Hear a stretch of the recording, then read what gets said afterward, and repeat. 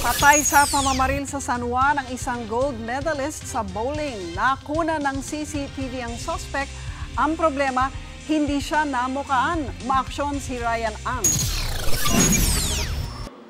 Biglang nagtakbuhan ng mga tao matapos makarinig na putok ng baril sa loob ng bowling center na ito sa San Juan noong Biyernes ng hapon.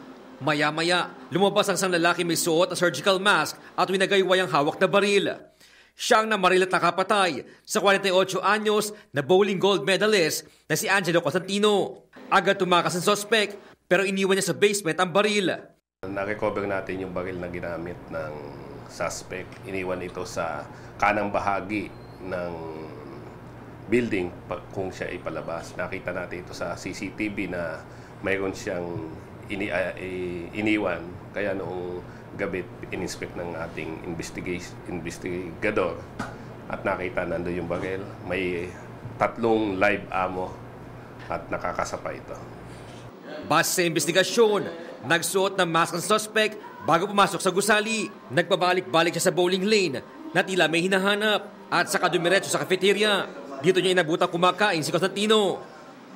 Yung suspect ay nagpunta at nagpanggap na isang customer.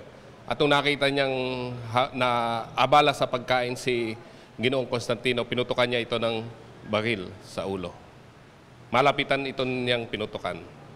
Dead on the spot si Cosentino. Nagpaabot naman ng pakikiramay sa mga naulila ang Philippine Bowling Federation Incorporated. Kinilala rin nila ang dedikasyon ni Cosentino bilang coach, atleta at kampyon.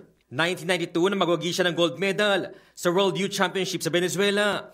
At 1993 naman na lumahok siya sa SEA Games. Sabi naman ng pamilya Cosentino, pinatawad na nila kung sino man ang pumatay sa kanilang padre de pamilya. Bumuo na ang Eastern Police District ng Special Investigations Task Group Cosentino na tututok sa investigasyon. May mga lead na raw sila at persons of interest sa krimen. Ine-examine pa ng SOCO kung ano ang maitutulong ng baril na yon. Pero sa aming investigasyon, pinadala natin ito sa Firearms and Explosive Division ng PNP para malaman kung sino nagmamayari ng baril. Umaaksyon! Ryan Ang, News 5.